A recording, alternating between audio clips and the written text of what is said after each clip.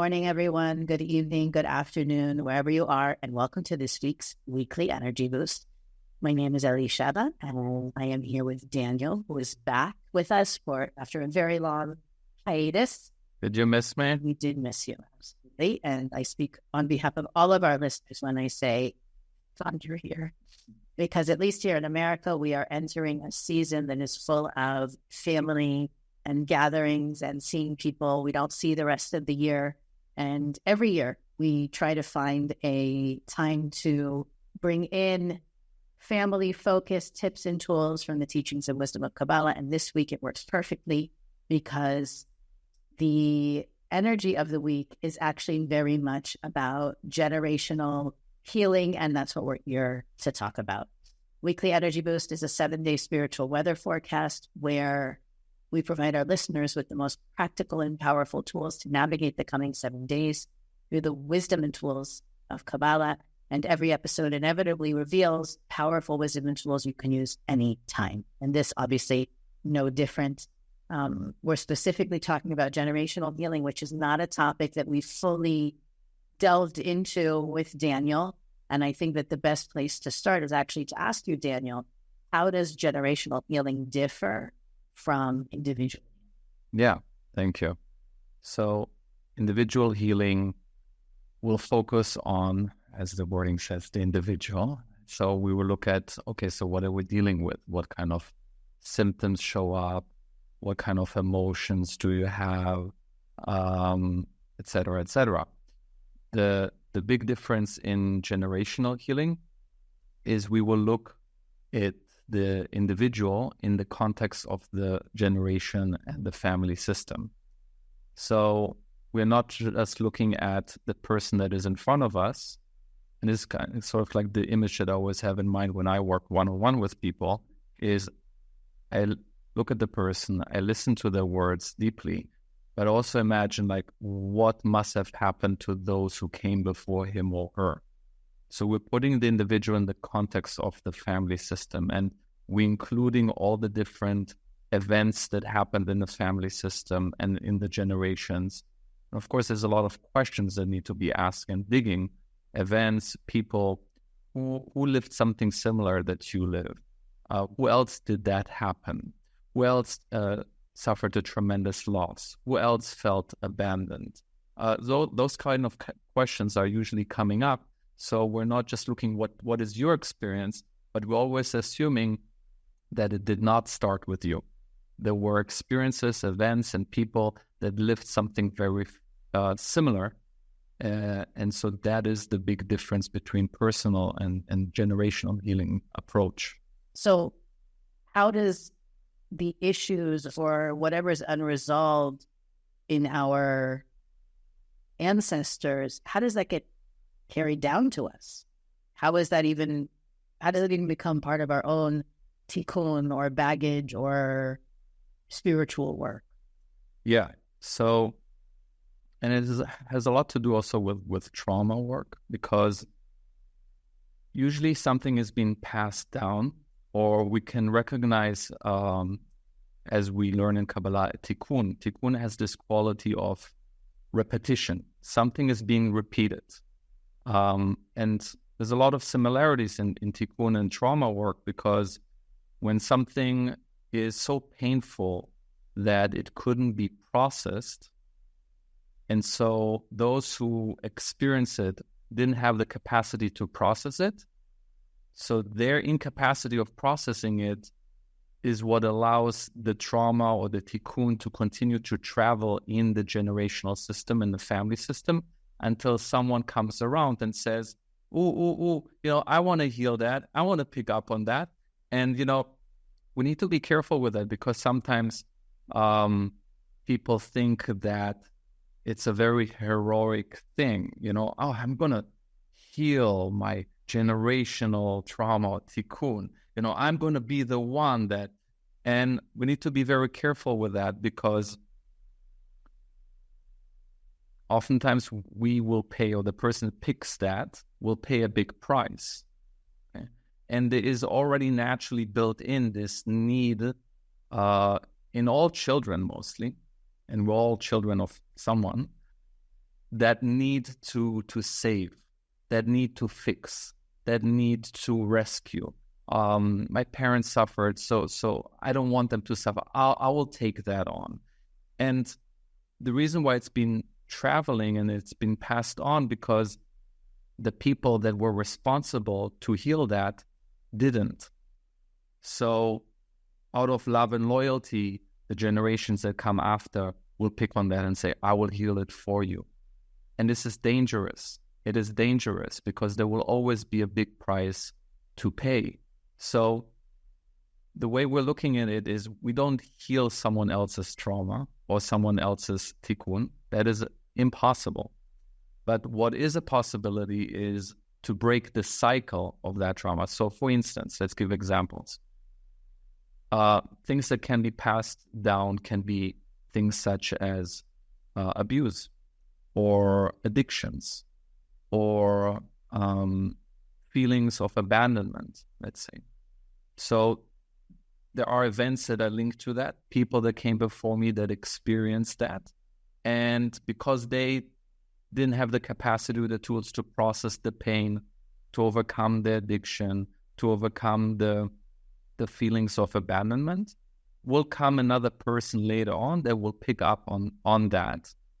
But we need to be clear that they cannot. So if my mother felt the feelings of abandonment, or my grandfather survived war and experienced tremendous pain that he was never able to process, and as a result feels shut down in order to protect himself from that pain, function, or even to function, those feelings of shut down or these fears of abandonment that I now experience as mine, that didn't start with me.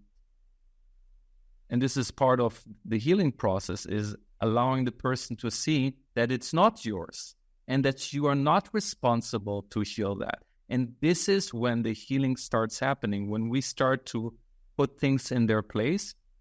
And that is where my healing happens. But when I heal, it's not that I heal their pain. They're the grown-ups and responsible. They had their chance.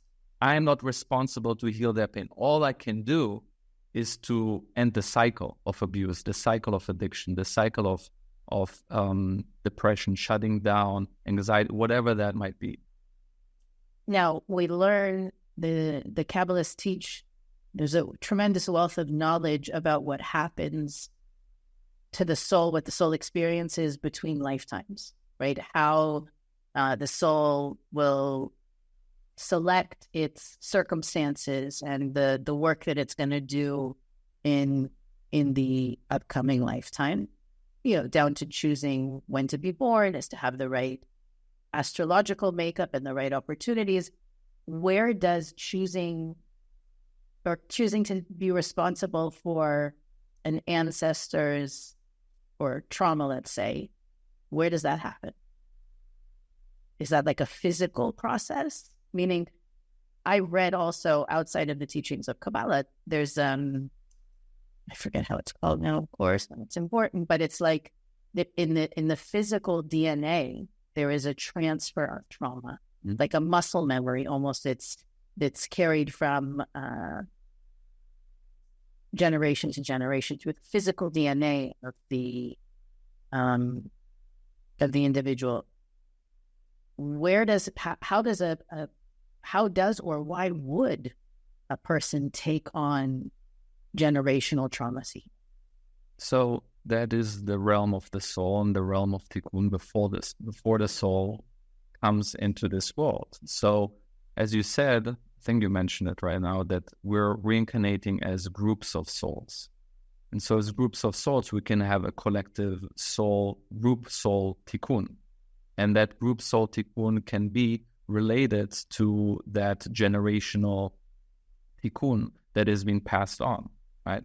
So if my soul knows, okay, my individual tikkun is depression, or my individual tikkun is a certain fear of loss, or my individual tikkun is overcoming anger. So I will choose, the soul will sign the soul contract, and will choose very carefully and precisely in perfect order and synchronicity the family and the groups of souls that it will be born into. And then everything else follows, right? Everything else is already an effect of that. So, of course, with Kabbalah, we go deeper and we go to the roots of cause of all causes, which is the soul level and the soul contract before even coming into this world. I want to step away from the family discussion, because when I think of the word generation, I think of the people who were born at the same time as me, rather than my generation or me giving baggage to my kids or me taking on baggage from my parents or my grandparents. Do we have a generational healing to do as well? The people that born, in the, I won't say how old I am, but around the time that I was born, do we have a shared healing to do as well? Yeah, there's same generation tikkun as well. Although I wouldn't be able to classify it in terms of like, oh, generation Z has this tikkun, millennials have this tikkun. Although we can see, yeah. Although with closer look, we can definitely notice certain things, but a little bit of a larger context, because it depends on how we look at generations, right? I mean, there's a lot of Kabbalistic insights as far as the tikkun and the tikkun of each generation. We know that in many years past, the generations was on a much higher elevated level, right? There was a time of the prophets. There was a time of where more people had divine inspiration. And then like slowly but surely that all those levels faded. And Kabbalistically, we are in the generation that is healing the lower parts, right? So the Kabbalist gives the context of correcting Adam and Eve, the body of Adam and Eve. Adam and Eve is a code word for all the souls, all the collective souls is one body, is Adam and Eve.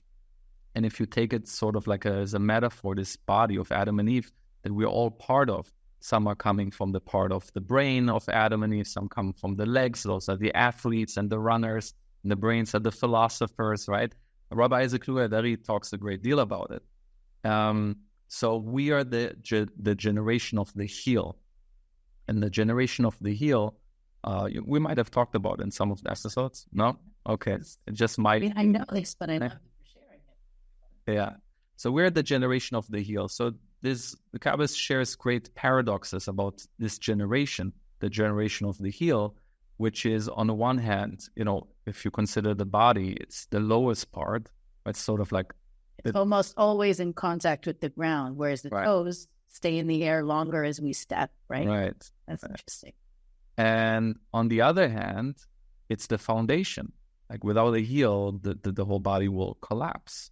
So this is the paradox of our generation. Our generation, on the one hand, is kind of the lowest of the low, but it's only because of the lower soul and all the souls that come now.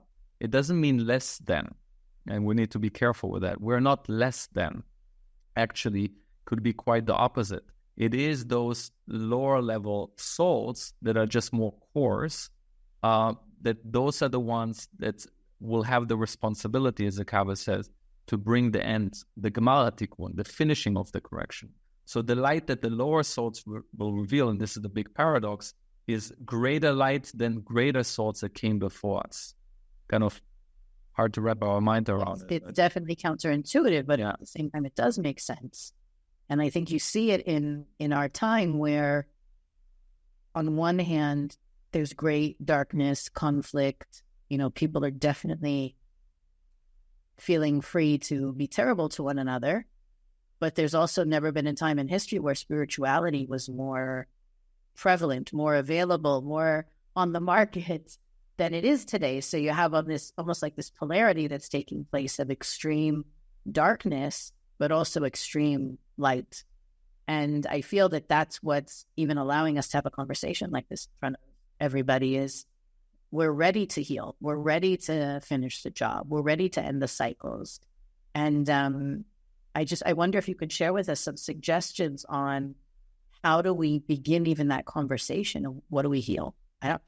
Me personally, I have an idea, but I'm sure a lot of our listeners are curious about how to begin to understand what of their healing is generational trauma and what of their healing is individualized work.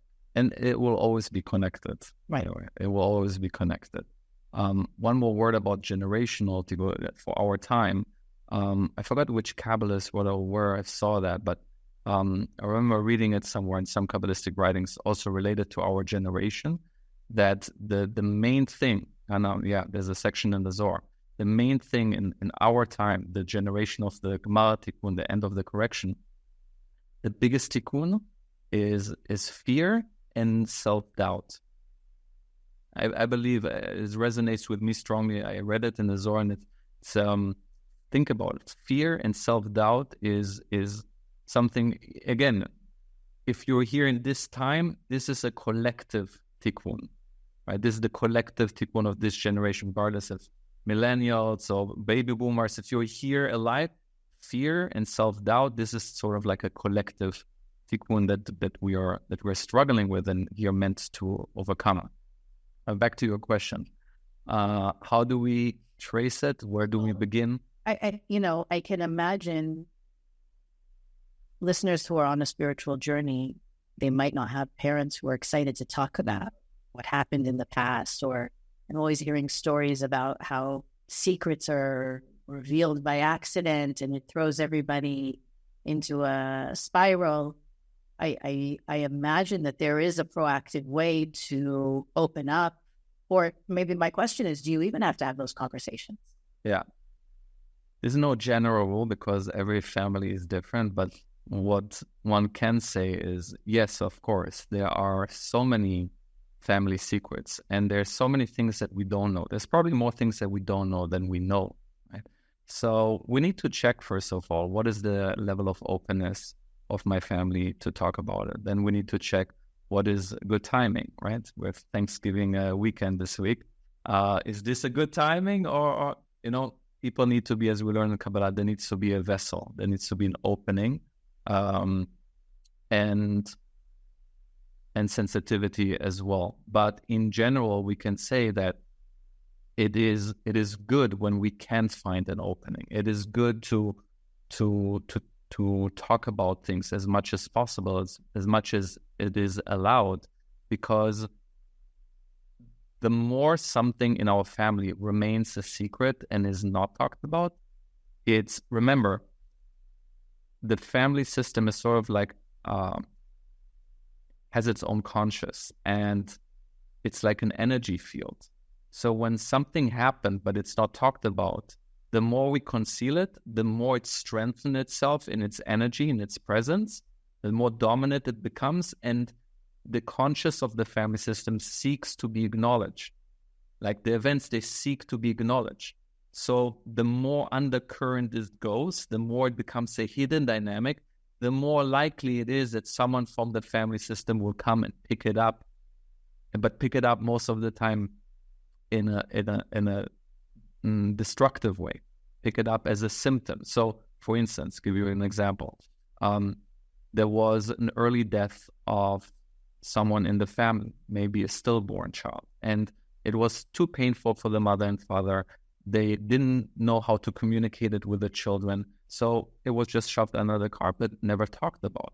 Now, the kids that come after, whether it was talked about or not, they know. The soul knows. They feel it. And if it's not talked about, then they can potentially, the children that come after, can take on, in honor of their past sibling, in their honor, they can take on feelings of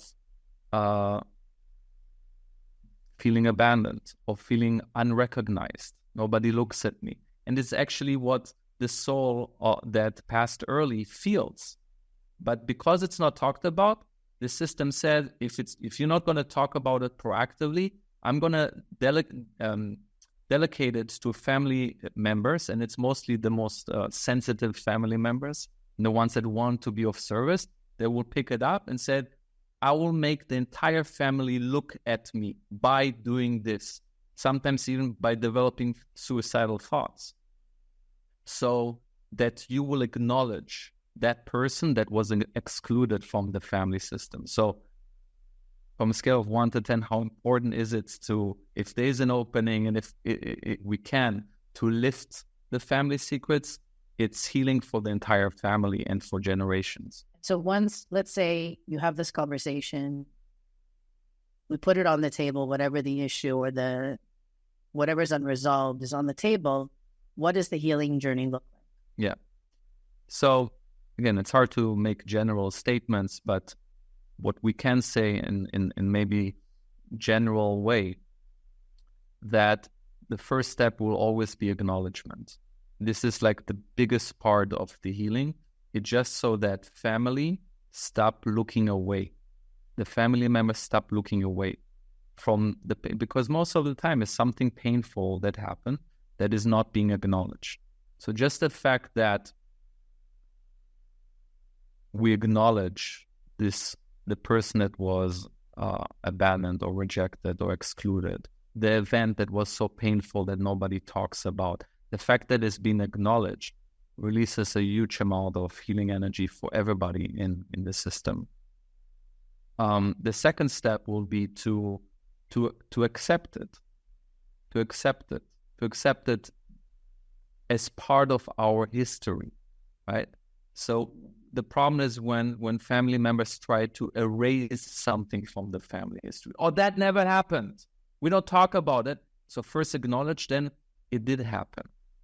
And the acceptance releases the victims and the perpetrators. It releases the judgment. It releases the blame, because these are all symptoms that are being taken as a result of that because it wasn't accepted. You know, I'm smiling because in last week's episode, we talked about how important when something tragic or traumatic happens, that it's so important to accept it first.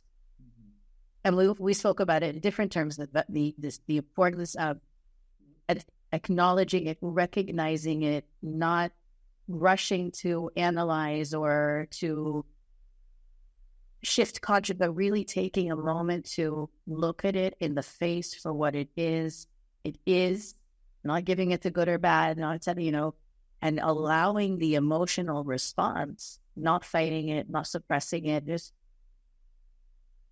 It has to happen in order for us to do with it what it's meant to do. And I feel like you're saying the same message, that first step of acceptance, if it didn't happen in real time when the actual incident or situation took place in history, it ends up coming out in another way somewhere else where it doesn't necessarily belong. 100%.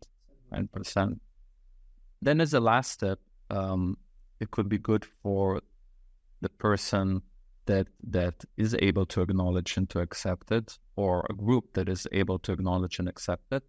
It could be good to create a path of how do we move forward with this? Because remember, the repetition happens because it wasn't able to be acknowledged, accepted, and then processed and move forward with in a good way. So it's important that we're not just dealing with the past, but we're always coming back to the here and now. And how can I take advantage of the opportunities that are in front of me now, with myself, with my family? How can I honor all those events that happened in the past, or the people that suffered, the people that maybe even the people that were the perpetrators, right? That everyone blames them, right? How can I move forward in a better way? Because that's what really the solution is, right? We're not just looking in the past and talking about the family secrets because we want to stay stuck there. We want a better evolution. We want to move forward in a better way. And this is a very important part that many times I see some people are missing. It's very easy to get trapped in the past and keep on talking about it and keep on reminding ourselves and stay a victim. And so the most important last part is, how do we move forward? How can I honor the ones that were left behind in a better way? Not through self-sabotage and by carrying on, by taking on what they felt and honoring them by also feeling neglected, by also carrying depression, by also carrying whatever that might be. But yes, you had a very difficult destiny and very difficult things happened to you. Yeah, you weren't acknowledged, or you didn't have the means to process the pain. But I can. And so I won't forget you. I also cannot change your destiny or your past, but I will make sure that your suffering or your pain or your challenges, that they weren't in vain. So in your honor, I will do good things in your honor.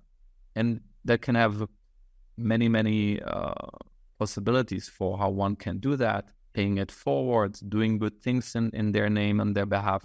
But that creates a different pathway, even in our mind, to be able to move forward in a more peaceful way. Is there a particular person or somebody that you led on this journey, a story, real life situation that you can share with us? Of course, without names, but just... Yeah, every day. Yeah. Yeah, I mean, there's so many every day. One that I can think of recently is a person that actually we mentioned a similar example. They had a sibling being put in an institution because from birth, and she was very young at that time, put in an institution because she was born with Down syndrome, and it was in many years ago. And she's never seen her sibling, never seen her. And she passed away then from pneumonia, like when she was 2.5 years old. And the sibling, yeah. And only like 30 years later, her sister saw even a picture of her, right?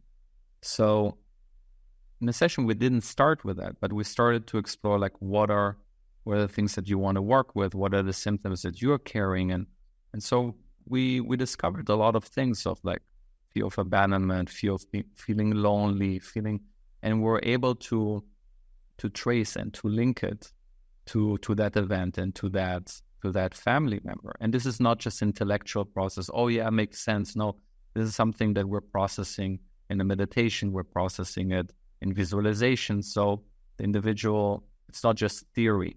If it's not felt in the body, it means that maybe it's something else, and we need to investigate more things. But it became very clear that this is the link. So so we're doing a visualization, and we are acknowledging that soul that came, and we're giving her a place in the family. I'm sorry that our parents didn't have the capacity. It was too painful for them. But it's never too late. Now I can give you your place, and you will always be my little sister. And so just by speaking out these sentences and energetically giving that soul a space, I don't need to occupy that space anymore for her by different ways. So we honor her destiny, what she lived. We're giving her a space, and then we say, and I'll give you a good place in my heart, and you won't be forgotten. And the way that I will keep you in my heart is by every time I will do X, Y, and Z, I will think about you. Every time I will, help people with these disabilities, I will think you will be honored through that. So this is, one way in which we can create healing and stop different self-sabotaging ways of keeping those people alive. It's interesting because in the work that we do with students that are on this path and trying to live the wisdom of Kabbalah, sometimes you come across something. We often talk about limiting beliefs, limiting behaviors. Even in the previous episodes you were on, we dug pretty deep in those things. But sometimes you come to something and a person will say, I don't know why you do that. Yeah. Right? It's a belief or a perception or a habit or a behavior that isn't rooted in this lifetime's experience. Mm-hmm, mm-hmm, absolutely. And especially those things that I don't know why I do that. I don't know where it's coming from. It's most of that linked to someone in my generation, my family system that I do it for. And we always say that the force of the family system that I'm a part of and that I want to belong to in a very deep human way, the human need to belong. This is our tribe. This is how I feel safe. That force of the family system wanting to include everybody, and I want to be included in it, that force is stronger than the individual force. So what does it mean? That as much as I know I shouldn't self-sabotage with guilt, I shouldn't self-sabotage, but every time I hit a certain goal and it becomes too good to be true, I experience loss. It's like, but I can't help it. I can't help it, but every time I meet a person that I really love, somehow I do something for them to leave me. Why is it? I don't understand it. It's like there's something deeper that I'm loyal to. Someone else in my family wasn't allowed to be in a good relation, never had a good relationship. So in order to associate with them and to prove my loyalty to them, I will also deprive myself of good relationships. I deprive myself of having abundance, right? It's like, even though my individual force says, I want to be in a good relationship, and my individual power and cognitive thinking says, I want to be abundant, that force of the system of wanting to be a part takes over until we acknowledge it, until we pay attention to that force and what's driving us. Then and only then free will can kick in, and I can acknowledge that and honor that, and then utilize my own free will and say, yeah, but I can. Maybe you didn't have, and it's okay, but I have a different destiny. I can do it this way. I can do it differently, and I can break the cycle. So powerful. Yeah. So how do people, if someone wants to work on generational healing, what do you suggest? What's the best way to go about it? By themselves or with the help of someone? How can we help them? How can they prepare for a fruitful healing? And then what are the steps to do?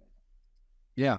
So if you're by yourself, I would listen to this episode and then write down the questions that we said, right? Like, who did it start with? Who else experienced it? Those are kind of the opening questions, assuming that whatever I'm experiencing, it's not the first time it's happening, right? So we're looking for people, events, pain that's traveling in the system, repetitions, crazy things. I hear many times of repetitions of like, this happened on that date. My grandfather passed away, and on that date, my child was born. Like they're always like this. So sometimes we can look for dates as well in order to find connections of how patterns are being repeated. Those are some of the ways that we can prepare for it. And in a one-on-one Tikkun healing session, all you need to come is prepared with, the symptom, the topic, the breakthrough that you're looking for, the pattern that you notice. And then we will first ask a bunch of questions we want to dig. We never assume in these sessions. We never assume, that's what it is. Because each case is different and we need to be sensitive to that. So we will personalize it for you. We'll ask a lot of questions to begin with, and making sure that it's processed also for you in a good way. In the second half in the session, we most of the time do some sort of either meditation or visualization with speaking out loud of healing sentences, also that we can process it in a deeper level and allow healing to enter. I'm actually thinking I should mention that sometimes you go into a session thinking you're going to work on something, right? And another symptom or another incident actually comes out and says, no, this is where the work is. Yeah, more often than not, it's okay. So just if anybody does take the leap and decide to do this work, even though you may go into it thinking this is where the work is and this is what I want to heal, that force that you were talking about is so strong, it will come out and say, this is where the healing is. Focus here either first, or there's nothing over there actually. It's just a result of what's happening in this area. So yeah, it's an interesting experience when something invisible and almost indescribable takes over and drives the process. And then you really feel it's how deep and profound it is. It is a real revelation each time. And I love to discover these aha moments together and be part of that. And it's fascinating to me each time. But more important is what's the follow-up and the result after, right? But the first one is most of the time a big, wow, I didn't connect these dots. I didn't see that, but now I feel it. Now I know that. And now I have more free will, actually. I can choose in a better way. I have more clarity. With the clarity, I can make different choices. Very powerful. Just to give what we're talking about context, Daniel and a team of our teachers at the Kabbalah Centre specialize in what we call tikkun healing, which is more of the unconscious and deeper seated tikkuns that we may be carrying, whether from previous lifetimes on our own or, as we've been talking about today, generational stuff.